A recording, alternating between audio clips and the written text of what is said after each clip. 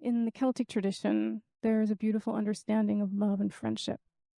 One of the fascinating ideas here is the idea of soul love. The old Gaelic term for this is Anam Cara. Anam is the Gaelic word for soul, and Cara is the word for friend. So Anam Cara, in the Celtic world, was the soul friend. In this love, you are understood as you are without mask or pretension. The superficial and functional lies and half-truths of social acquaintance fall away. You can be as you really are. Love allows understanding to dawn, and understanding is precious. Where you are understood, you are at home. Understanding nourishes belonging. When you really feel understood, you feel free to release yourself into the trust and shelter of the other person's soul. This art of love discloses the special and sacred identity of the other person. Love is the only light that can truly read the secret signature of the other person's individuality and soul. Love alone is literate in the world of origin, can decipher identity and destiny.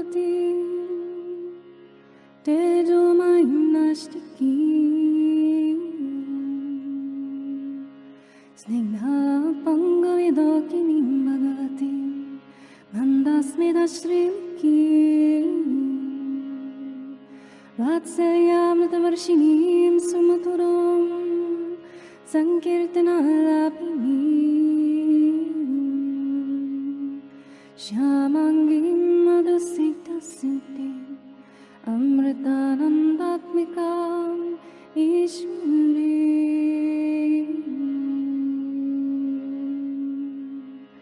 Om Amriteshwari Namah Om Amriteshwari Namah Om Amriteshwari Namah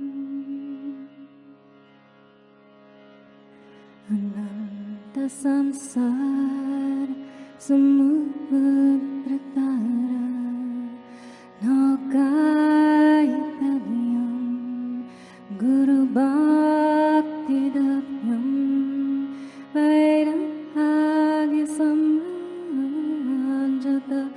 Pujanabhyam Namo Namah Shri Guru Padakavyam Namo Namah Shri Guru Padakavyam Namo Namah Shri Guru Padakavyam Namo Namo Namo Namo Namo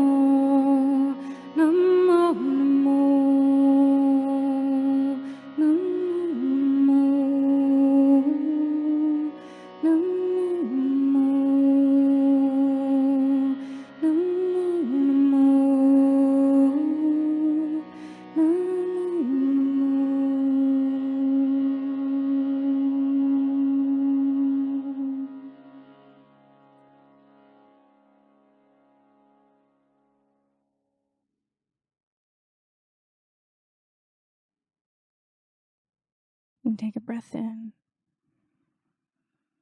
Hold for a moment.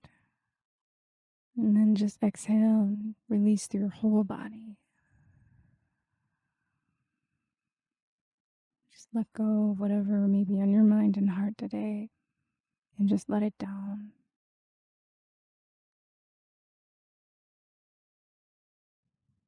May every person here receive exactly what we need today, this moment, and this time. May we receive the permission of our own mind to allow that in, the love, the healing, and blessings, whatever it may be.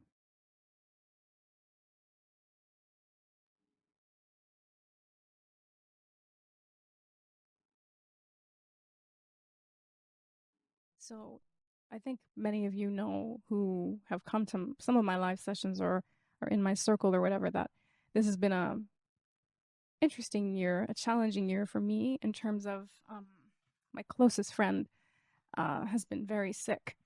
Um, she's dying of brain cancer, and strangely enough, today actually is the 1 year um, to the day anniversary of when I found her. I happened to oh, so last year on this day, I found her in her apartment, and she had been there for 4 days, unable to call for help. She had fallen and broken her leg, but because she had a tumor in her brain, she did not have the cognitive abilities to reach out for help or anything. And so I just had a very weird feeling, and I went there to her house and found her there. A very, very, very disturbing thing that I came upon.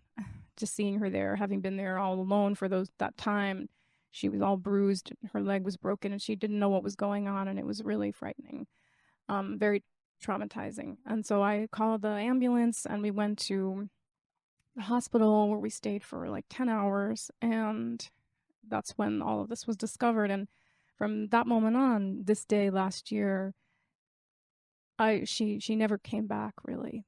Unfortunately, she had lots of treatments done, surgeries and all kinds of things, but the damage to her brain was very severe, and so she hasn't been able to walk or talk for about 10 months now. And as you can imagine, it's been really challenging to just have to see my friend suffering in such a profound way. And I have to learn how to be there for her during this time when she can't communicate and has no agency at all. And she's been in a nursing home, which is about 2.5 hours from where I live.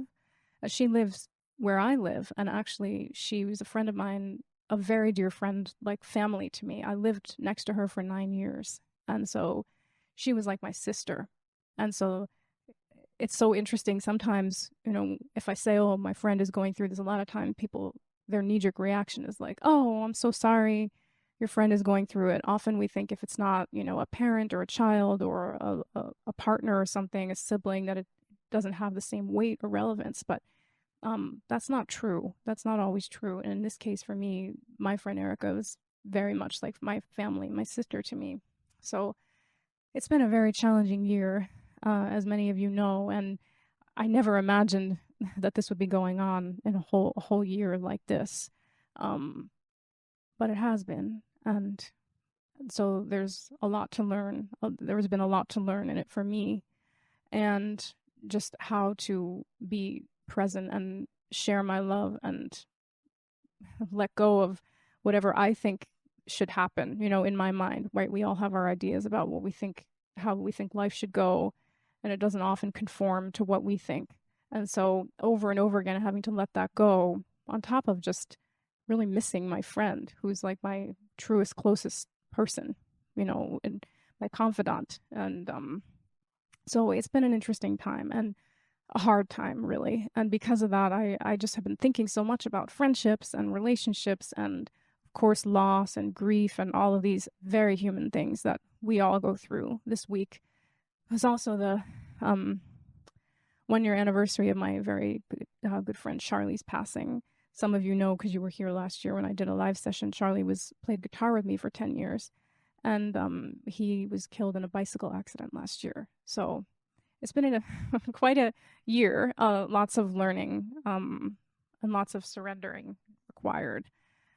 So that this week was also the anniversary of that. Um, so anyway, all of that said, it got me thinking about friendship and relationships and love and loss and this human journey, and I just thought it would be very worthwhile to have a conversation about it. I know it's only a one-way conversation since you can't respond. I wish you could all be here. We could all be here together. Um, but hopefully, what I'm going to talk about will just plant some seeds to contemplate. So I guess the first thing that I've been thinking about, or what I've really just been sitting with for a while, is how the landscape of, friendships and relationships has changed so much in the last, many years. But we're living in this very virtual world, and we have friends. We have all these friends, fans, followers, and it's like a facsimile of connection a lot of times. We may have the veneer of having all these people in our lives, but at the same time, there's an epidemic of loneliness that's really intense, and that's happening all over the world. People are feeling more isolated and lonely than they ever have before. I started reading just some really interesting articles about this, and there's just so much research done now about the importance of social connections for our health. I mean, you can find so much out there about that subject, but also just about how people are not as satisfied anymore in their personal relationships. This one study that I saw said that in 1990, I think it was 1990, that there were 3% of people said they had no close friendships. Now it's about 12% or something a little more than that, which may not seem like a lot, but that's a very big jump.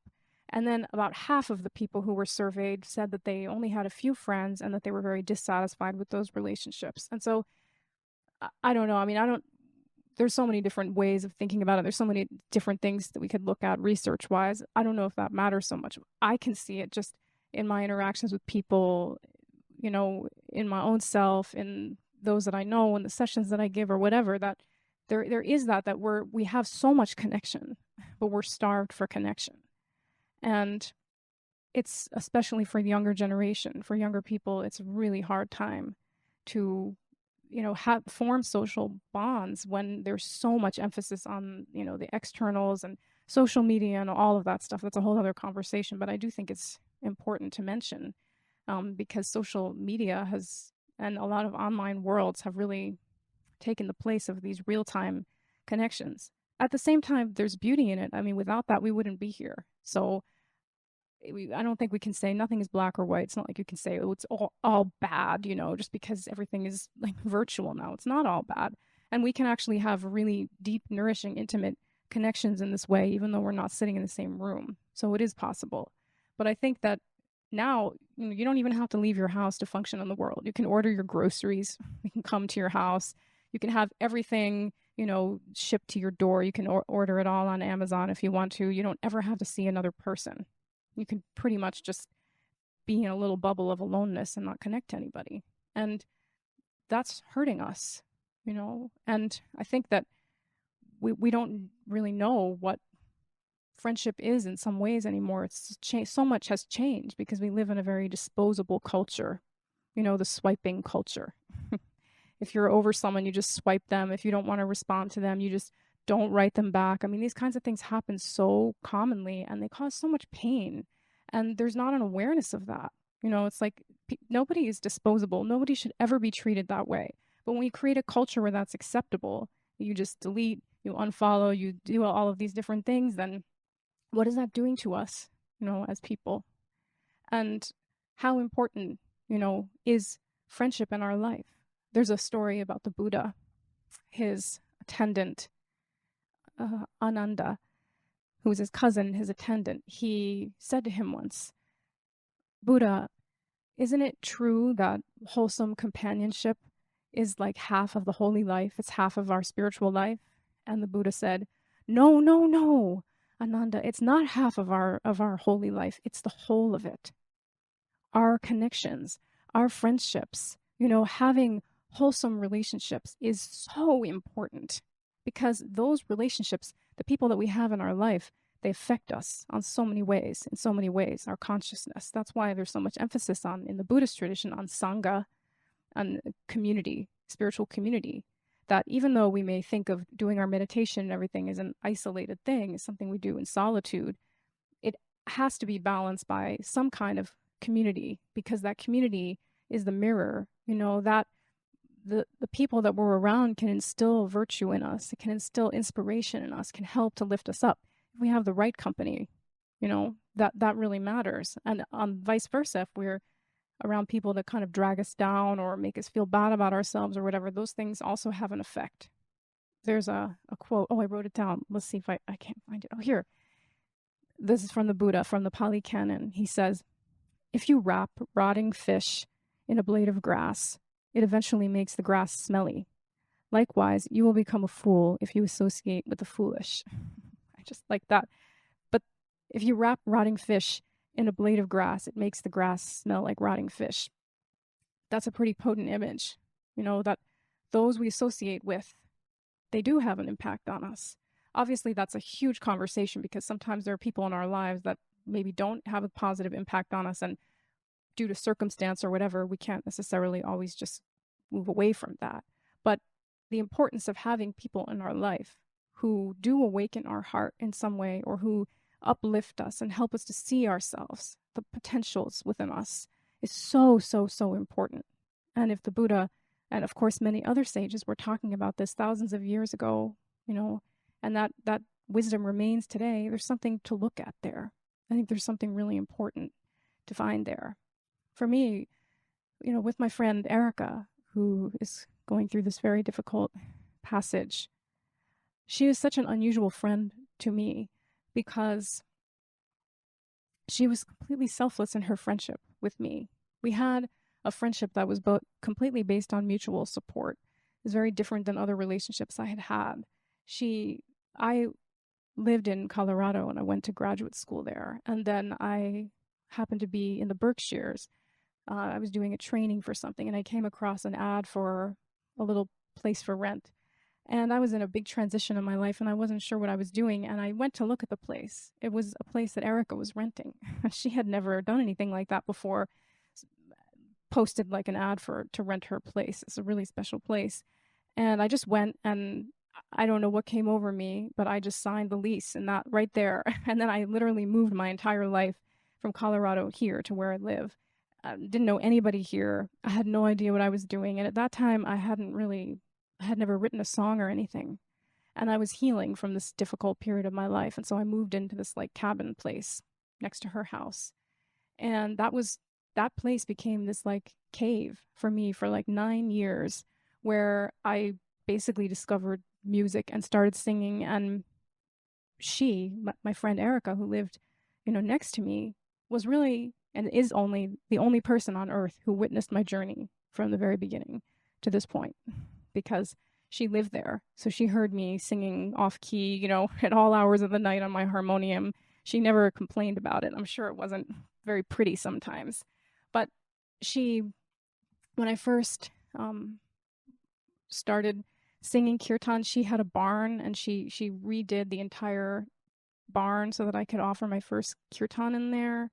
And she was always coming to everything that I ever did. She was so supportive of everything I did. Whenever I would write an article or anything, she would just come and sit on my couch. She would ask me, read the article, I want to hear it. And then she would ask me, read it again, read it again. She just loved what I was about. There was no jealousy. There was no competition. There was no one-upmanship or comparison or nothing like that. It was just this pure celebration of one another. It was a mutual thing.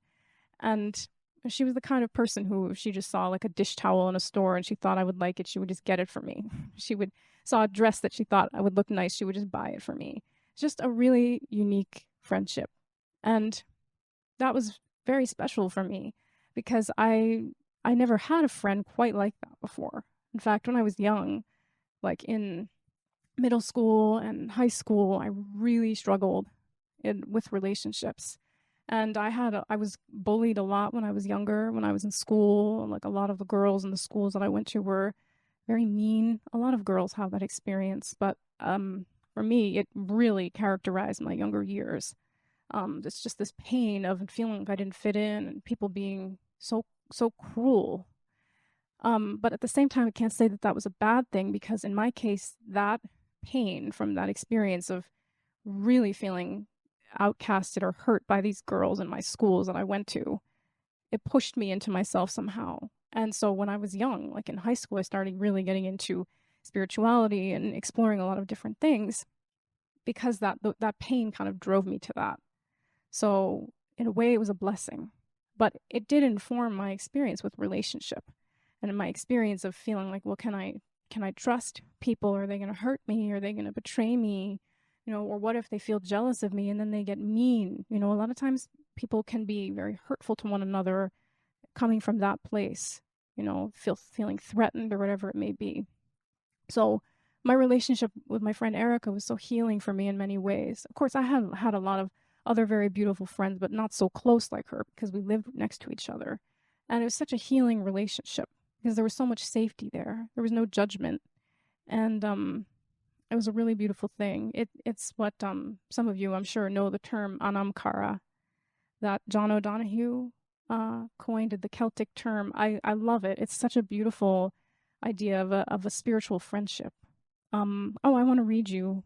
I saved this so that I could read it to you. A soul friend. That's what an Anam Cara is. It's really beautiful. I'm going to read you what he says about it. In the Celtic tradition, there is a beautiful understanding of love and friendship. One of the fascinating ideas here is the idea of soul love. The old Gaelic term for this is Anam Cara. Anam is the Gaelic word for soul, and Cara is the word for friend. So Anam Cara is, in the Celtic world, was the soul friend. In this love, you are understood as you are without mask or pretension. The superficial and functional lies and half-truths of social acquaintance fall away. You can be as you really are. Love allows understanding to dawn, and understanding is precious. Where you are understood, you are at home. Understanding nourishes belonging. When you really feel understood, you feel free to release yourself into the trust and shelter of the other person's soul. This art of love discloses the special and sacred identity of the other person. Love is the only light that can truly read the secret signature of the other person's individuality and soul. Love alone is literate in the world of origin. It can decipher identity and destiny. So beautiful. I just really love that line.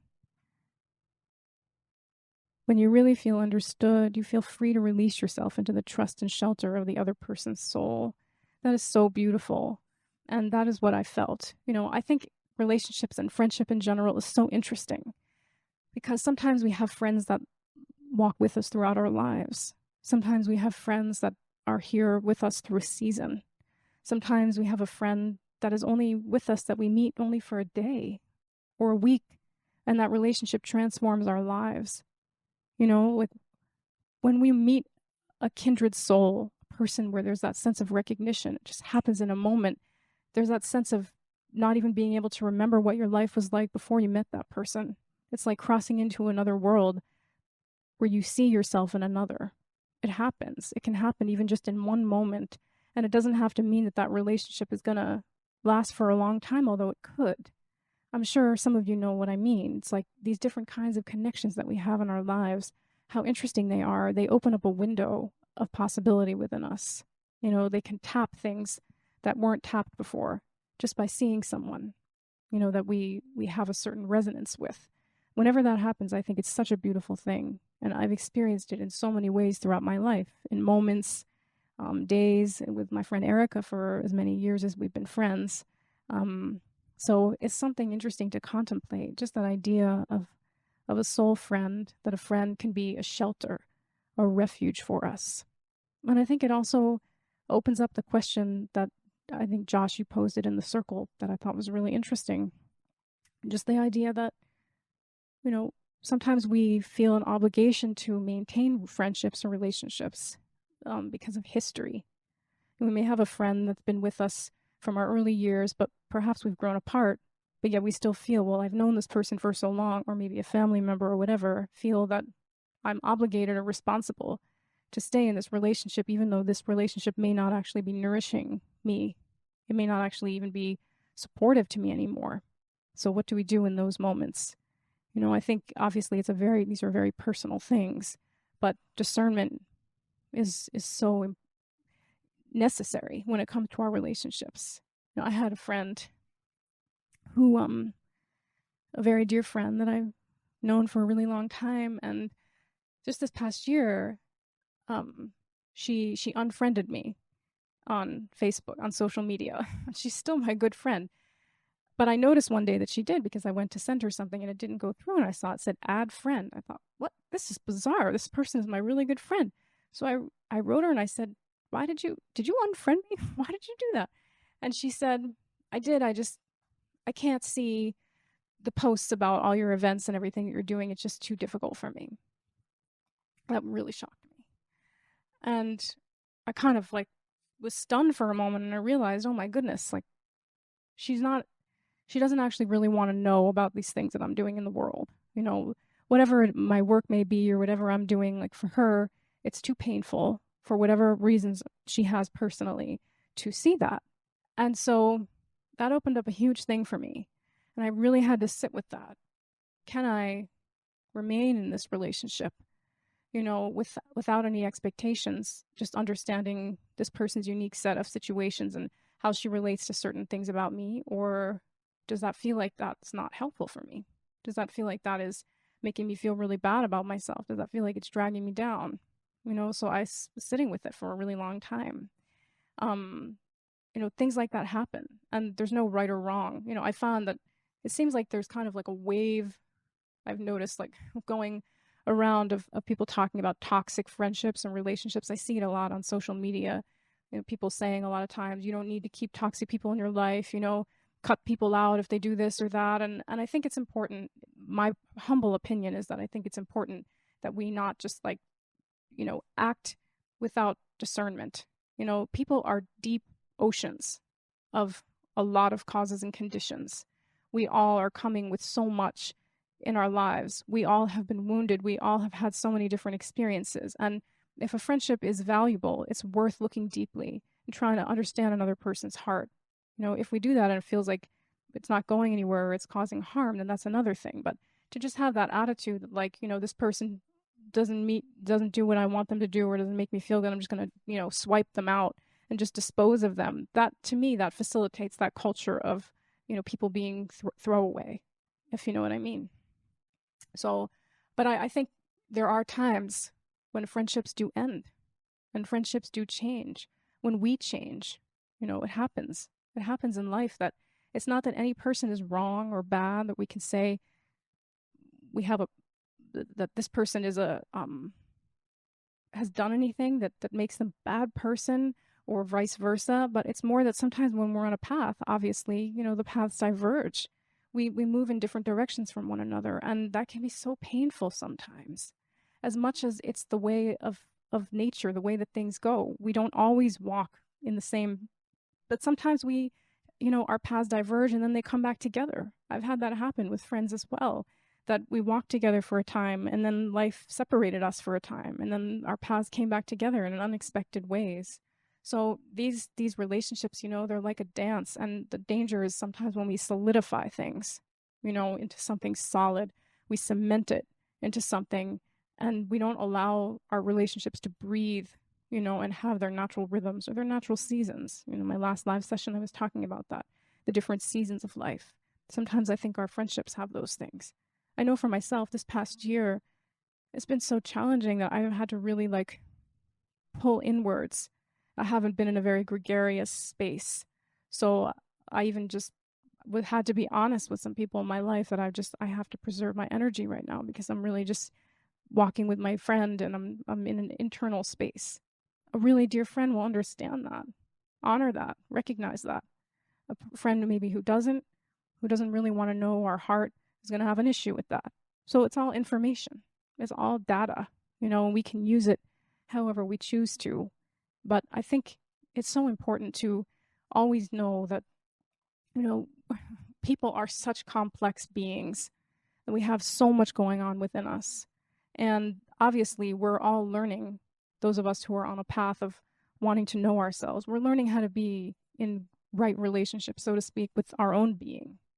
No one's a done deal. No one has it all figured out. So how could we expect that any of our friendships are going to be like, all perfect? There's going to be like the natural ebbs and flows. There's going to be the natural things that happen in any relationship, just as it happens within us. So to create that grace for it, I think is necessary. And then to know, like, when is it time to let something go? When is it time to hold it, to nurture it, to nourish it, to water it, to care for it? Nobody has those answers except our own heart, and sometimes it takes time to sit with things and to know, where our path is moving. But if we have to compromise our own truth to stay in a relationship with another person, then that's something that for myself anyway, I realized I have to really be mindful of. Because if I feel I don't have a voice in a friendship, I feel like I can't be who I am, then that relationship doesn't have a lot of authenticity to it. That relationship is actually in many ways more exhausting and draining to me than it is nourishing. So these are just thoughts that I've been having about relationship in general, thinking about the different kinds of relationships that we have in our lives and the ways that they may take shape. It's a beautiful thing to have friends that we can grow together with. And there's beauty also in having friends and people in our lives that we grow with for a time and then move away from and maybe come back or not.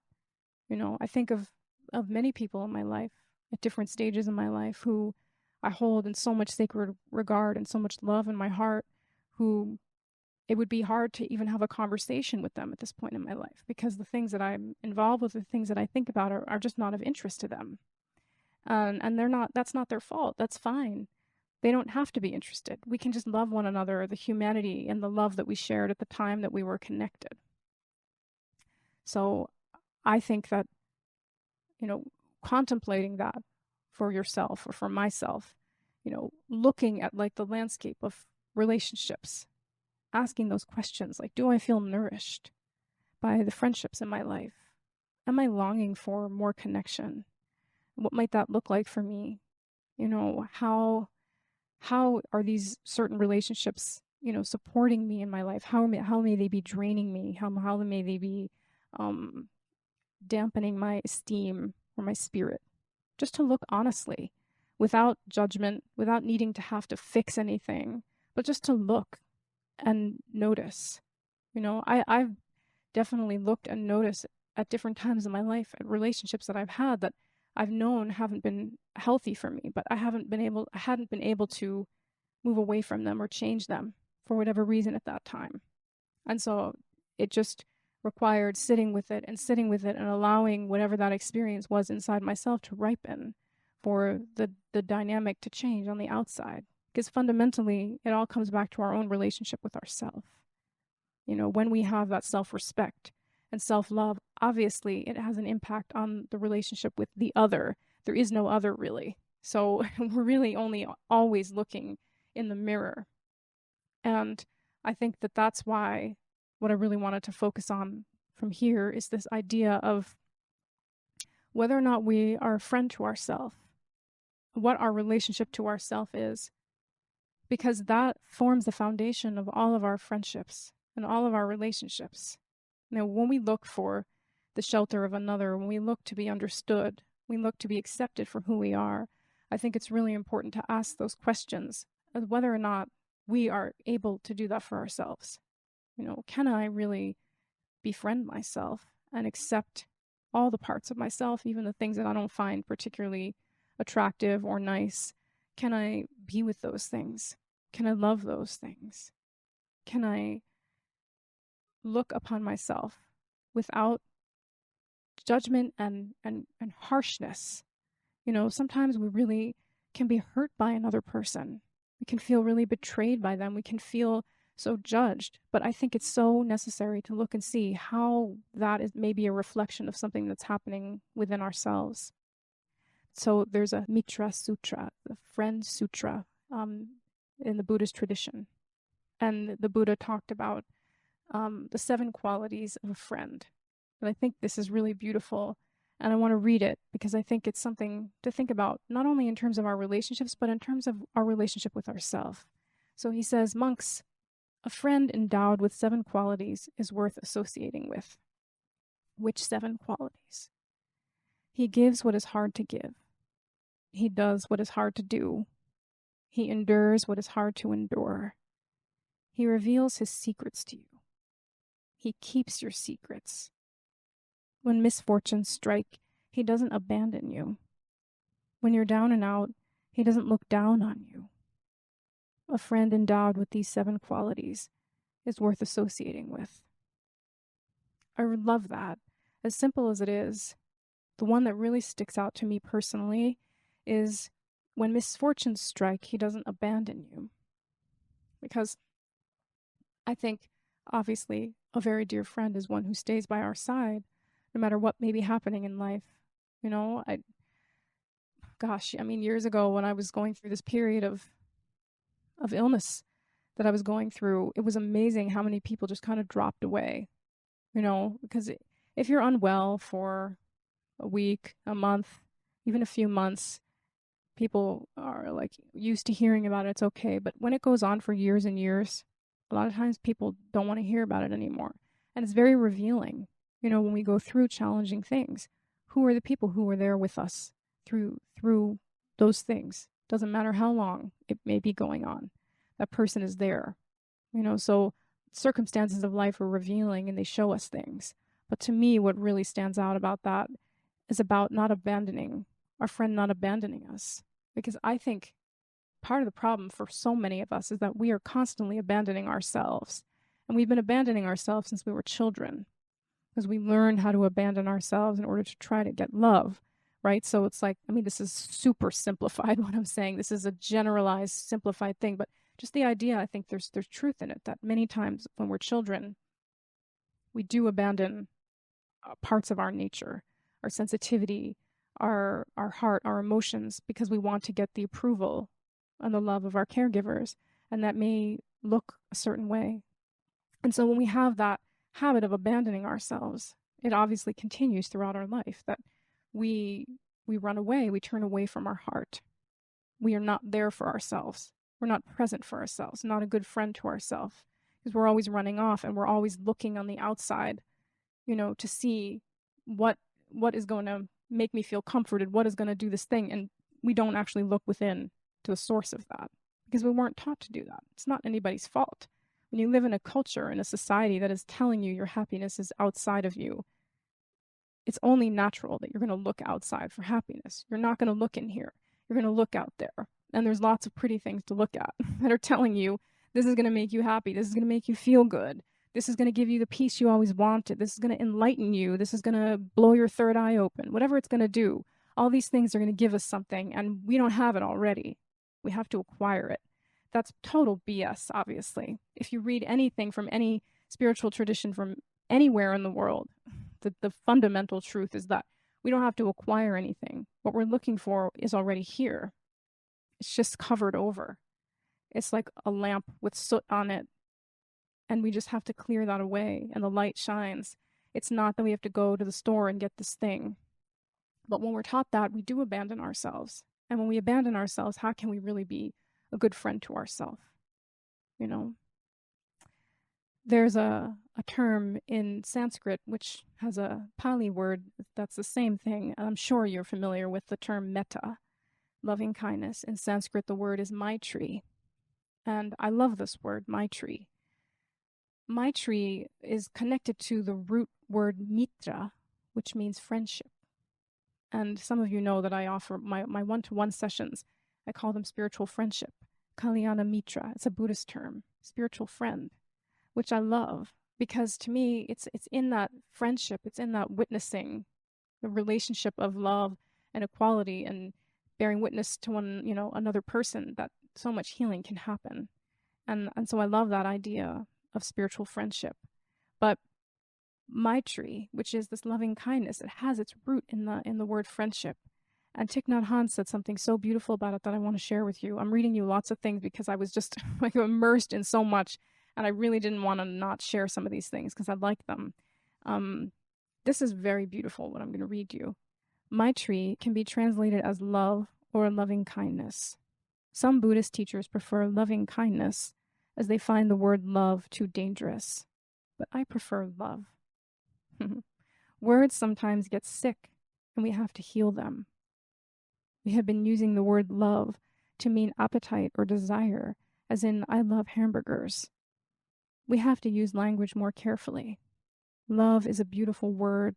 We have to restore its meaning. The word Maitrī has roots in the word mitra, which means friend.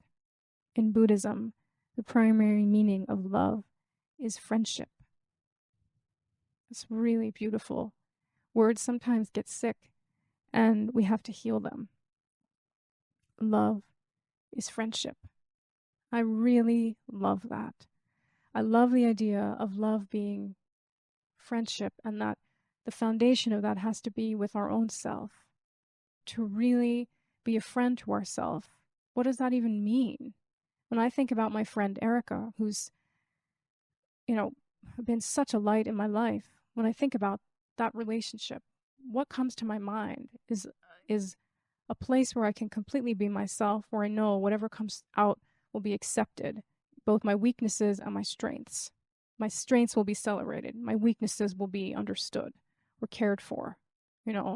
I feel a place where I don't have to posture or pretend to be something that I'm not. I can just be as I am. There's like an ease in that. These are things I think about when I meditate on that relationship. And ultimately, what I'm extracting from that is the medicine of what I need in my relationship with myself. That's a good question to ask myself. Am I able to be in relationship with myself without pretense? Can I tell myself the truth, about who I am without judgment, about anxieties that I may feel, about emotions that may not look pretty to me? Can I just embrace those things? Can I be a friend to those parts of myself? Can I be a safe place where can I celebrate my own success? Or am I going to continually just push love away and not honor that part of myself? Because we do these things to ourselves. Can I make peace if I fall apart, if I fail? Can I not turn away from myself? Can I not abandon myself? Those are things that I think of as friendship. And when I really look at myself honestly, I see that there's been a lot of growth over the years, and I see that there's more work to do. There's more ways that I could be a friend to myself. And I think one of the most important ways to be our own friend is to pay attention to ourselves. When you love someone, you pay attention to them. You just pay attention. You listen, you look, you sit, you be there. Nothing is required, just to pay attention. And we need to pay attention to our own self.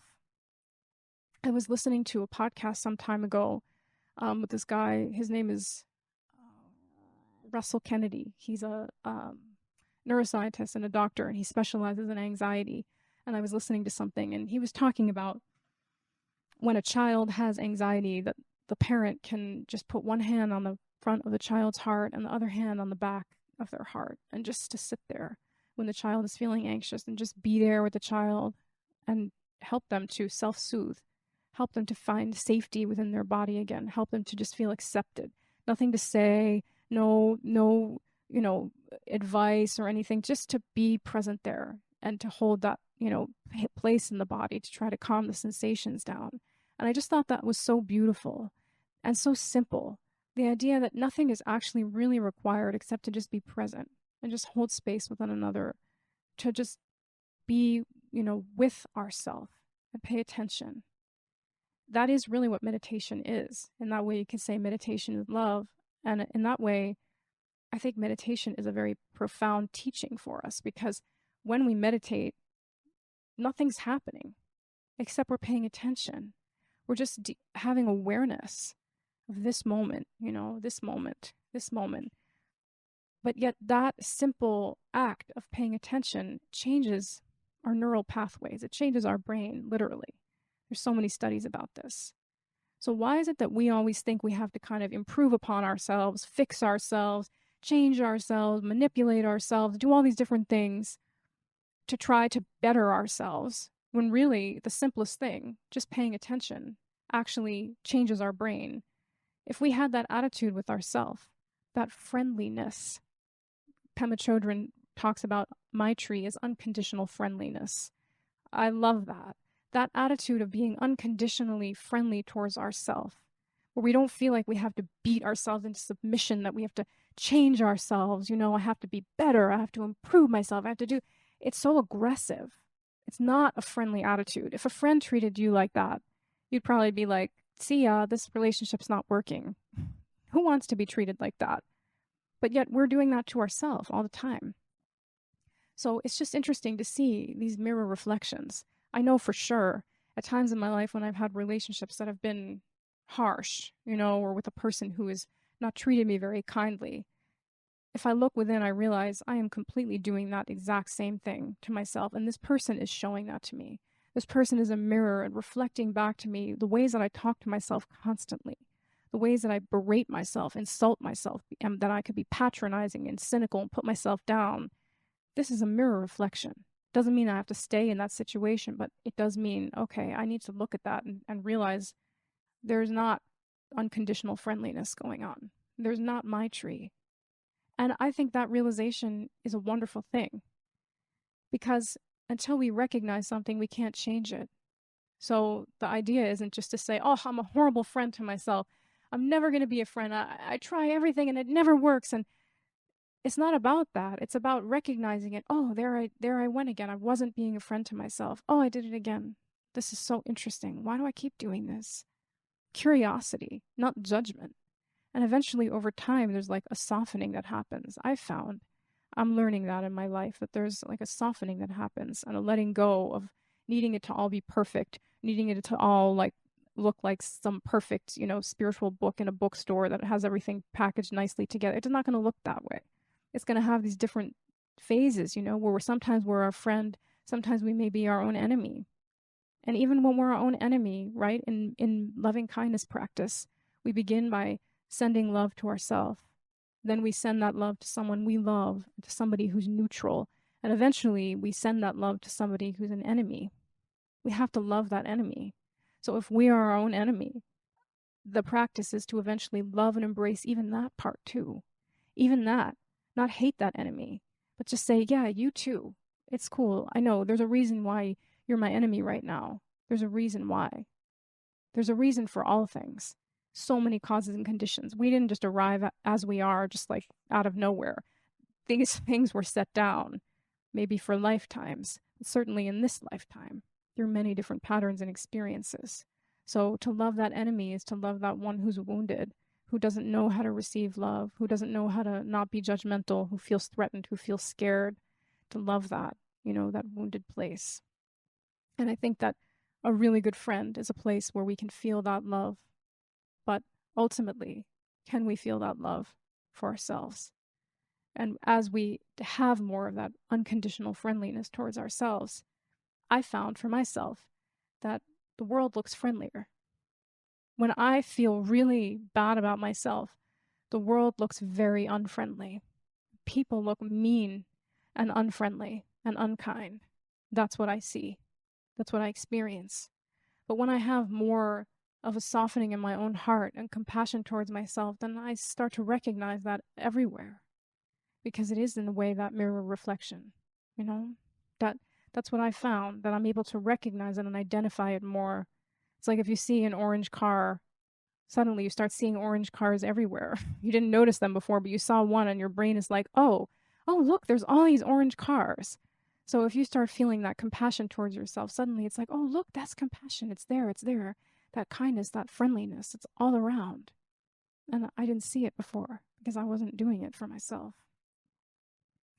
So anyway, there's just so much here. There's so much in this theme and this idea of friendship, this experience of friendship, which I really feel has its source and its root in our own connection here, but at the same time, I think it's very easy to just say, well, I have to get it all figured out before I have friends. Or it's like saying, well, once my life is completely figured out, then I will dot dot dot dot. Then I will, find my perfect partner, find my perfect job, find my perfect house, find my like once I have it all figured out. But it doesn't. I don't think it's not always that way. First of all, it will never all be figured out because the nature of life is just complete messiness, and it's not going to conform to like some perfect perfection project. But I think sometimes another person can be a window that wakes up something within us. It's not that we have to always do it ourselves and always love ourselves and do that practice, and then we'll be able to experience that friendliness with another person. Sometimes another person can wake up something in us and help to ignite that or flip the switch on and make us feel, oh, this is what it's like to feel loved, to feel accepted. That it creates that space for us to open up into that dimension, if that makes sense. Even if it's just a meeting for 1 hour with somebody, it just flips up something on. So in this world of duality, these things are always sort of shape-shifting, the idea that there is no other. The other is ourself. And, what we're seeing is in many ways our own self reflected back. And it doesn't mean that we need to stay in situations that are causing us harm at all, but just to recognize that, oh, even why am I staying in this relationship that is causing me so much suffering? Why am I allowing a person to treat me unkindly? Why am I tolerating, something that is just wounding me day after day? That's something to sit with. Sometimes we do have these relationships in our life that are repeatedly causing us pain, and yet we stay in them. And there are often many times very good reasons for that. But what is it within us, other than like external circumstances? What thoughts do we have about ourselves that is saying that this treatment is acceptable? Right? How are we accepting that treatment of our own self that allows another to do that? This is a huge, huge subject. I hesitate sometimes when I choose these subjects because I always think, oh, it's impossible to cover every angle of it. So there's always 1,000 stones unturned. It's really just planting the seeds, things to think about. But this subject has so many different dimensions to it. To me, what I want to focus on now in the practice that we're going to do is connecting to having unconditional friendliness towards our own self, and really looking at what that friendship is, that relationship to ourselves, how to have more compassion to ourselves. If you could imagine a friend that felt like such a nourishing, wonderful friend to you, what would that look like? What would that feel like? What would the experience be? How would you feel in your body around that person? How would you feel in your mind or your heart, around that person? And is it possible to awaken that or to cultivate that within yourself? Is it possible to touch those seeds? Yes, I believe it is. I believe it is that we can actually really find deep safety and ease within ourselves without needing another person. And we can also experience it with another person. But to have that within our own self is such a beautiful thing. And that's why Thich Nhat Hanh, he always used to talk about the island of self, the returning to that island of ourself, which is a peaceful refuge, where it has all of the beauty, everything that we need, the beautiful trees and birds and healing waters and sands where we can rest, and whatever we need to take care of ourselves is within ourselves. So let us befriend ourselves. I'm going to do some meditation together, some practice, and then sing Om Mani Padme Hum, which is such a beautiful mantra of compassion. I'd like to sing my friend Charlie's version to honor his life, since this is the week that he passed. And I know some people really love his version as well. It's just so beautiful. And so the intention of this last little half an hour of practice that we're going to do after I've just talked for so long is to find a place of quiet and acceptance within, where we can just be at ease with whoever we are, whatever we are in this moment, without needing to change it, and connect to that friendliness within ourselves. So thank you for listening to all of this. And if you want to just let everything I said go and just be here, be present, we're going to just go inside.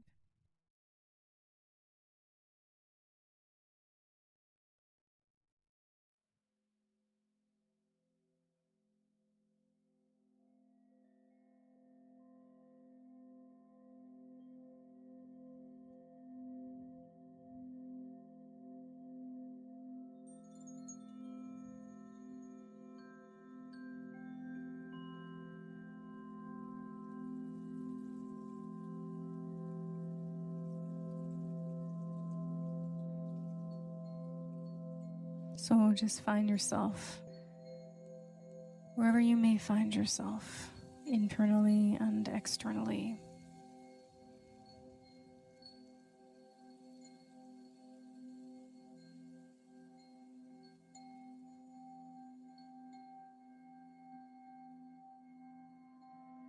And take a breath in and hold for a moment. And then exhale and just release through your whole body.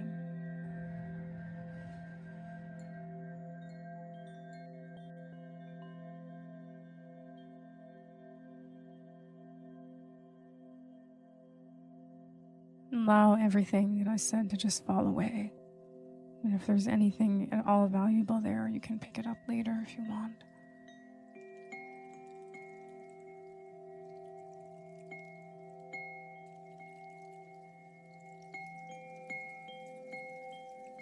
Right now, you're just going to connect to your own self.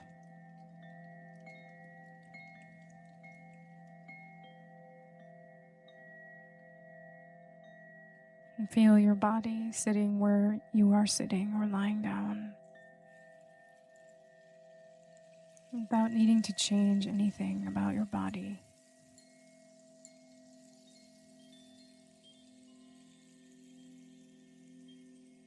Just observe it, notice it with fascination.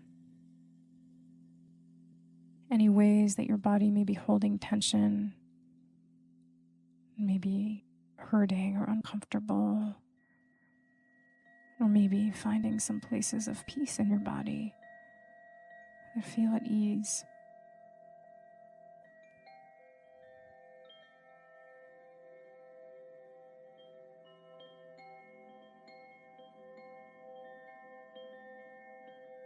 Part of being a good friend to our own self is to look with love and not need to change anything, and just trust that things change on their own when they're given space.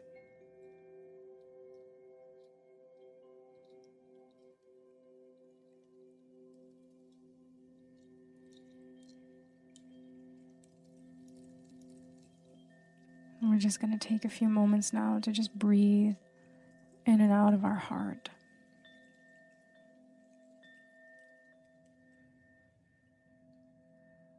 You can put your hand on your heart if you want to just connect to that place in your body. You can feel a sense of safety just in this moment right now, and feel I am safe in this moment.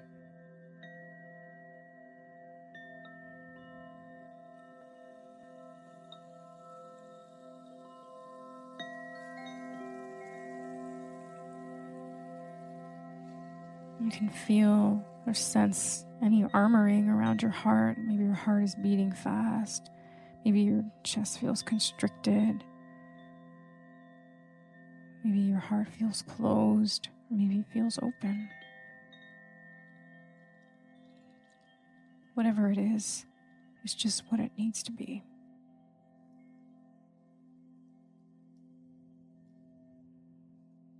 So with your hand there or no hand there, we're just going to begin to breathe in and out of this heart space.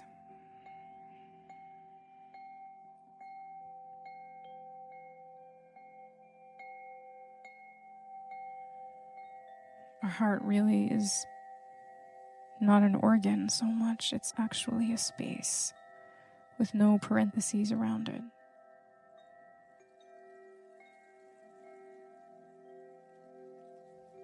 So as you breathe in and out of this space, you might visualize it or you might just feel the sensation. Sometimes I like to imagine like waves coming in and going out as I breathe. Imagine a beautiful breeze blowing through the window of your heart.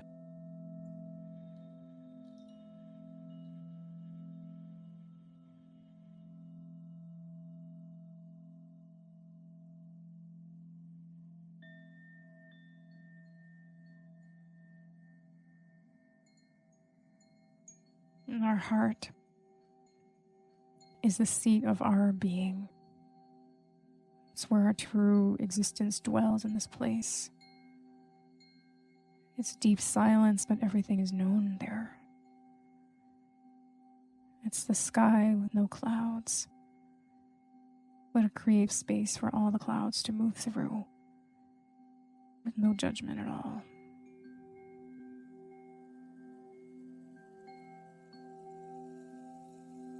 So breathe into the sky of your heart and feel these beautiful seeds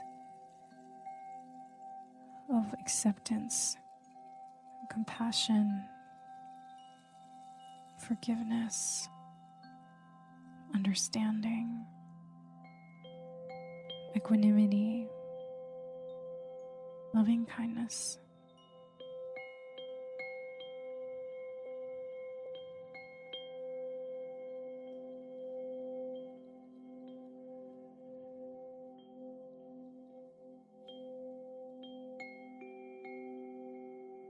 When we slow down and move down from our head into our heart, we can feel that these qualities are always there.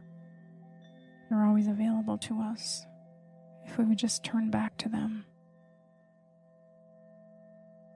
In truth, our heart never abandons us.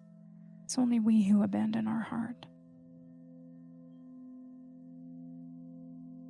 And all we need to do is just turn back. Our heart is our deepest, truest friend, with us throughout our whole life. No matter if people may come or go, our heart is always there. That heart space never, ever, ever leaves us.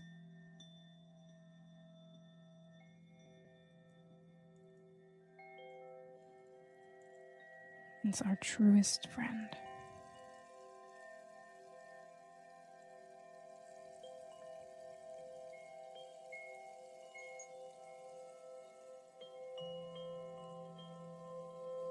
So in this moment, if you like, in whatever way you want, you can just turn back, turn towards your heart, and you can feel a sense of gratitude to this heart, to the presence and consciousness that is in your heart, that is always there for you. And just say thank you. Thank you to my heart.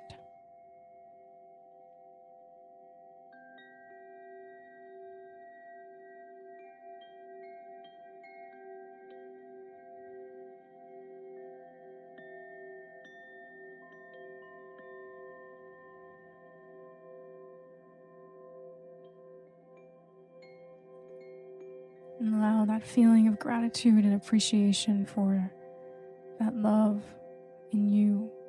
Allow that to just begin to expand like waves moving through your heart. Imagine it like radio waves. Just feel that love beginning to expand beyond your heart, around your body into space.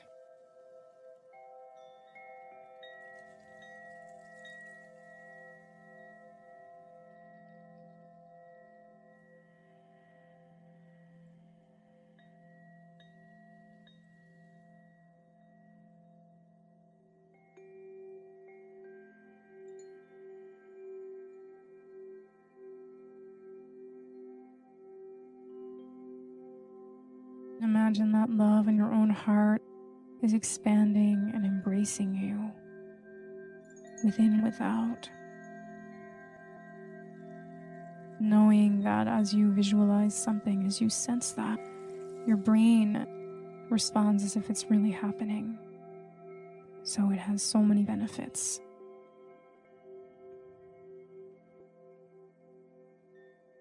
And in this place, we're just going to send some Maitrī, that unconditional friendliness, metta, to our own self.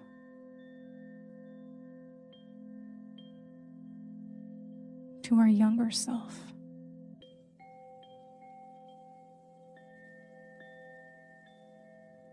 May you be safe.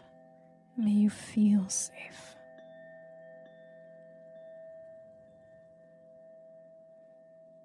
May you feel supported and loved.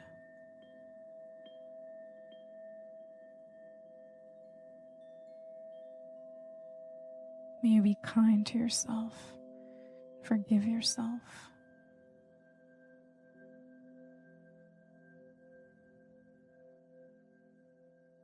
May you be happy.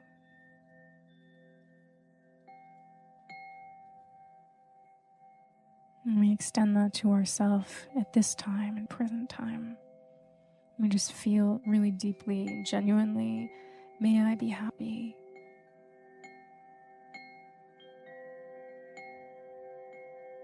May I feel and know love deeply in every cell of my being.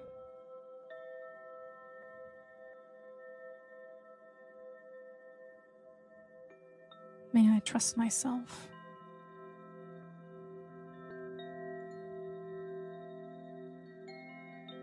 May I be free from suffering and all the causes of suffering.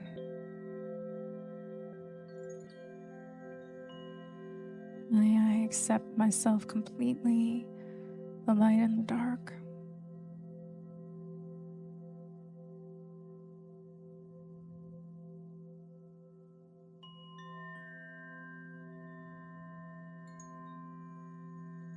May I receive love and know my true self in this life.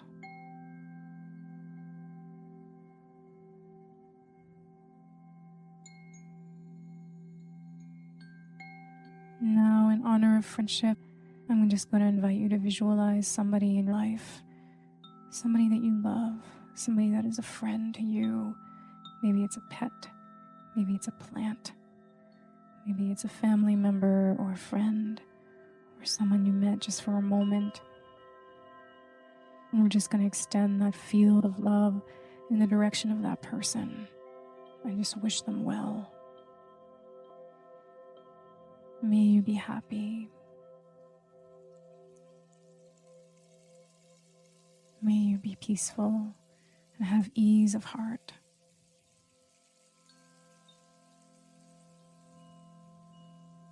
May you forgive yourself. May you be safe and well.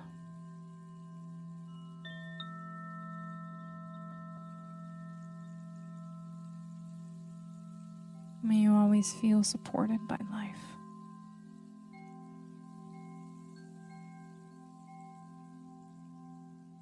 Just imagine that you're sending a beam of light in the direction of that person, sending love and blessings to them.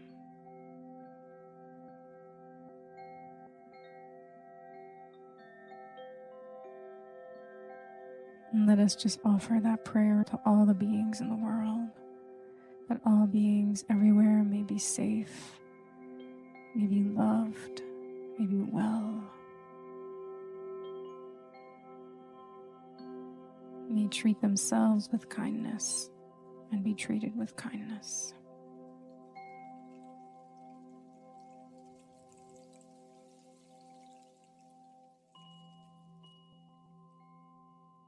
So let us now awaken that flame of compassion, that flame of unconditional friendliness, the Maitrī, that loving kindness within us, within our heart. It's always alive, it's always burning. Let us just fan that flame by chanting together and singing a mantra, Om Mani Padme Hum. Om Mani Padme Hum is the Buddhist mantra that praises the jewel in the lotus of our heart, This is the mantra of compassion, the mantra of Avalokiteshvara, the Bodhisattva of compassion. So as we sing this chant, I want to invite you to just have that prayer to awaken compassion for yourself, knowing that as you tune into that, as you feel that, as you sense that, you will naturally begin to recognize it around you, and it will come back to you.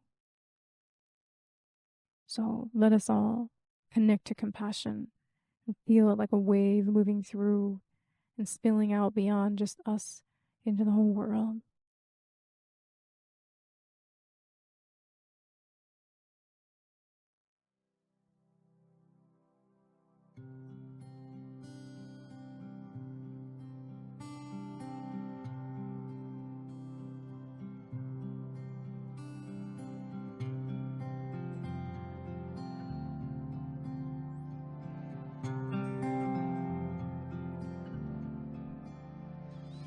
Om Mani Padme Hum.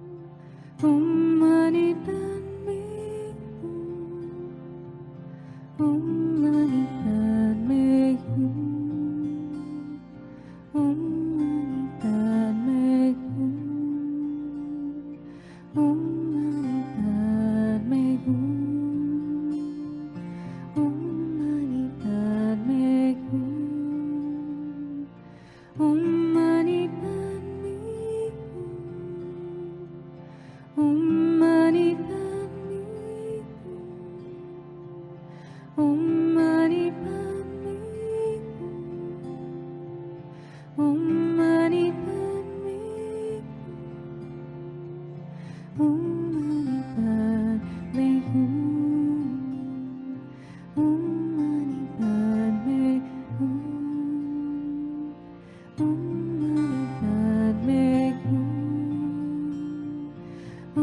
Mani Padme Hum. Om Mani Padme Hum. Your turn.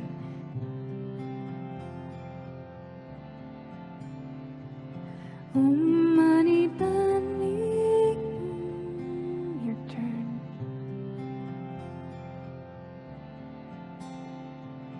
Om Mani Padme Hum. You can sing just to yourself. Om Mani Padme Hum.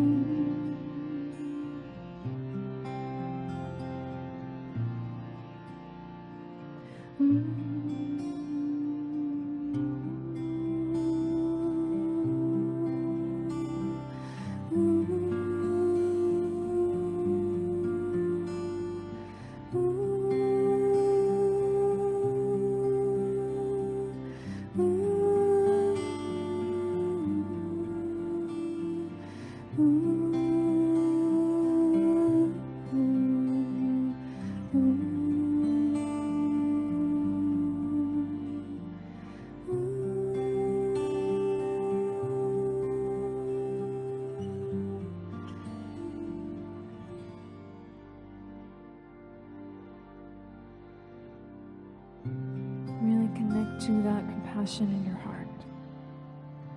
Feel that jewel in the lotus of your heart, unconditional friendliness. And extend that to yourself. Just accept who you are. And pay attention to yourself.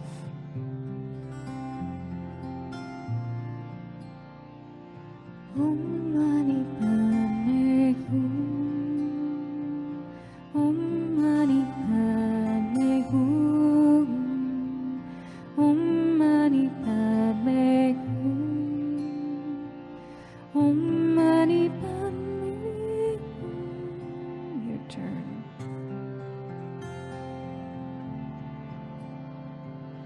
Om Mani Padme Hum.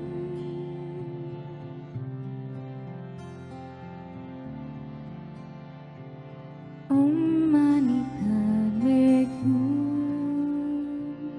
Om Mani Padme Hum. Om Mani Padme Hum. Om Mani Padme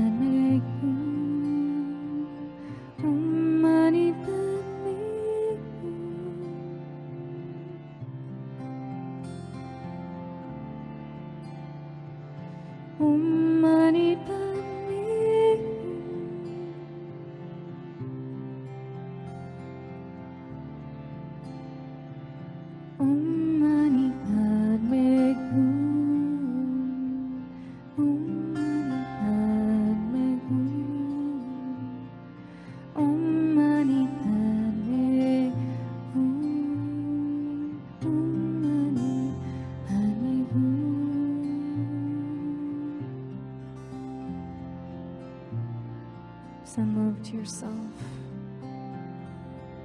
Be your own friend.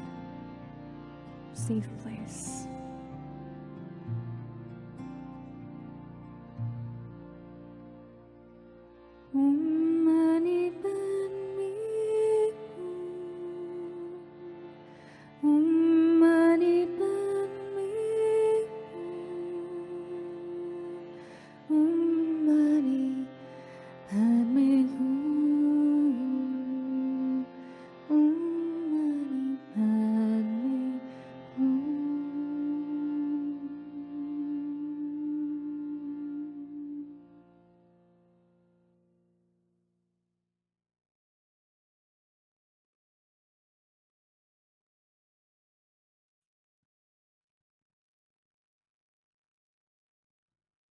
Here's a blessing of friendship from the beloved John O'Donohue. May you be blessed with good friends. May you learn to be a good friend to yourself. May you be able to journey to that place in your soul where there is great love, warmth, feeling, and forgiveness. May this change you. May it transfigure that which is negative, distant, or cold in you. May you be brought into the real passion, kinship, and affinity of belonging. May you treasure your friends. May you be good to them, and may you be there for them. May they bring you all the blessings, challenges, truth, and light that you need for your journey. May you never be isolated.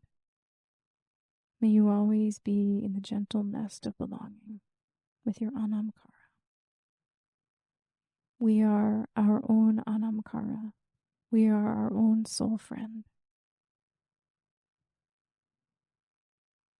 And when we feel that we are our own friend and the whole world becomes our friend,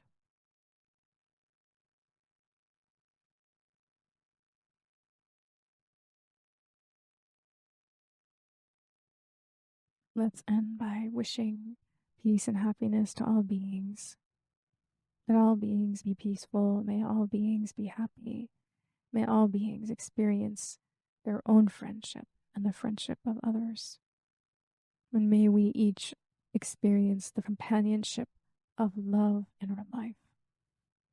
May love be our companion, wherever we may find ourselves. May we know that our heart is always there from the very first moment to the very last moment. Whatever may change in life, that presence, that place is steady. It's constant. It's waiting there for us.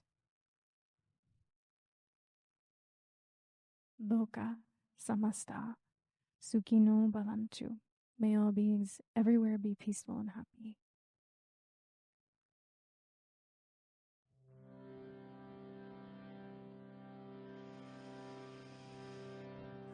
Om Loka samasta sukhino bhavantu. Loka samasta sukhino bhavantu. Loka samasta sukhino bhavantu. Loka samasta sukhino bhavantu.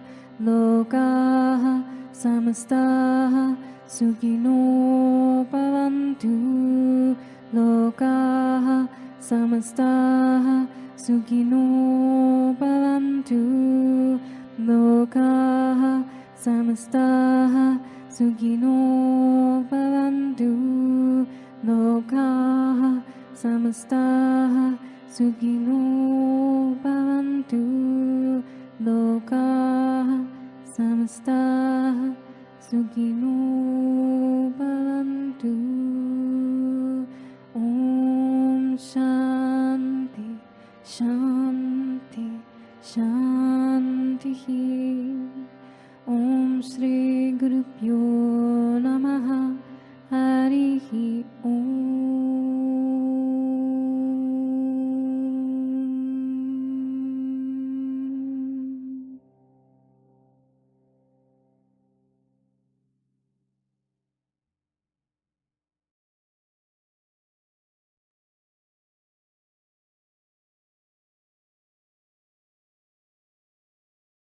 Sending love and prayers to my friend Erica and to any of our friends who may be suffering.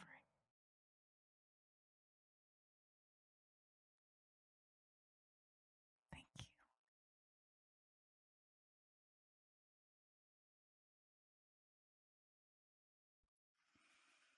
you. Love to you, Bonnie. I know you just lost your friend.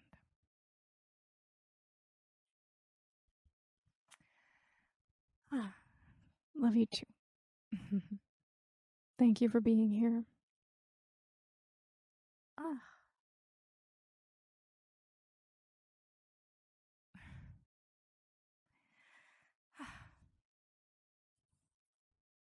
I noticed as I dropped into the meditation that I was going really fast, for the first hour of this session. And I think it's because this subject is so tender and emotional for me right now with all I've gone through with my friend that I was afraid if I slowed down, I might not be able to get through it. And it's okay because I'm my own friend, so I accept that. I want to say thank you to friends of Carrie, my circle on Insight Timer. It's not my circle, it's the collective circle. I just want to say thank you to everyone who is a part of that, whether actively or not. The compassion that I witnessed in there, the wisdom, the kindness, the generosity, it's just so moving to me. And yeah, it's really been touching my heart lately just to see the way that people in the space who don't know each other are just extending so much kindness. It's just so sweet. And I just feel like, in the world today, we need to be friends with one another. We need to open our hearts to one another and see one another and understand that we are all traversing this life. And we do need that understanding. We need to give that to ourselves, but to have places on this earth where we can receive that and even bear witness to it is a privilege, and it is a beautiful thing, and it truly changes us, I believe, to see that. So thank you. It just really means the world to me. Genuinely, I see you all as my friends and friends of my heart. So thank you. The next one is on spiritual materialism, which is, the subtle spiritual ego, so to speak, and what it looks like, this world of pop spirituality. What is it? How do we take these things and actually use them to become more real, more open, more humble, more receptive, as opposed to the opposite, Anyway, thank you for everything. Thank you for your donations. Thank you for your presence. Thank you for letting me just be me. That's what it's all about. If we can't be ourselves, then, I don't know. I mean, I find like when it comes with friendship, to just be authentic. That is the safety, to just feel like I'm here. There's nothing I need to hide. That creates intimacy. All right. Lots of love. And you're all so wonderful. Thank you. Bye for now. I'll see ya. Thank you. Lots of love.